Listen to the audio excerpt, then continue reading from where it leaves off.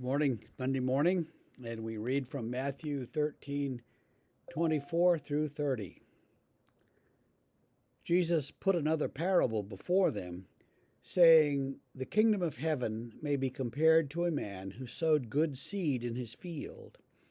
But while his men were sleeping, his enemy came and sowed weeds among the wheat and went away. So when the plants came up and bore grain, then the weeds appeared also. And the servants of the master of the house came to him and said, 'Master, did you not sow good seed in your field? How then does it have weeds?' And he said to them, 'An enemy has done this.' So the servants said to him, 'Then do you want us to go and gather them?' But he said, 'No, lest in gathering the weeds you root up the wheat along with them. Let both grow together until the harvest. And at harvest time I will tell the reapers, gather the weeds first and bind them in bundles to be burned, but gather the wheat into my barn.'" Now, I'm no good at growing anything. I've been told that a weed is simply a flower that you don't want where it is. And I suppose there's some truth to that.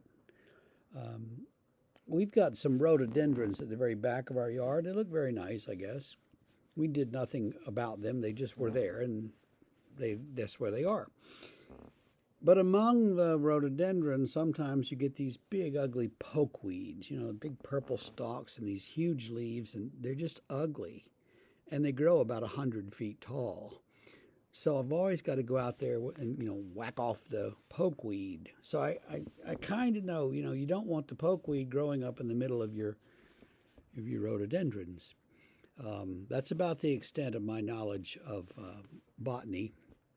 But so this guy planted wheat, and then somebody came and sowed weeds in the middle of the wheat. And do you want us to gather the weeds and get rid of them? To weed the wheat? No, don't do that. You might pull up the wheat.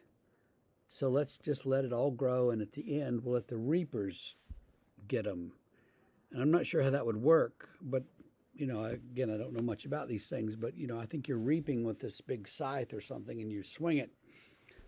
I don't know how this works, but anyway, Jesus says at the end of the season, we'll gather the weeds and burn them, and we'll gather the wheat and put it in the barn. So that's supposed to be a parable that talks to us about people, I think, people around us. Some people are wheat, some people are weeds. And the weeds will be burned. The weeds will be judged. I don't know what God is going to do. I know that as we go through our daily lives, we encounter people all over the place, in the traffic and at the store and the Bojangles. There are these people, and you don't know these people, so you don't know if they're good people or bad people or just indifferent kind of people that don't care much about God. God knows, and God will take care of all of those things at the end, and each person will be rewarded appropriately.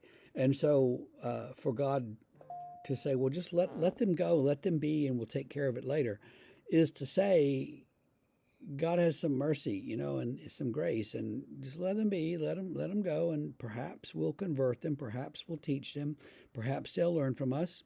If they don't, God will take care of it.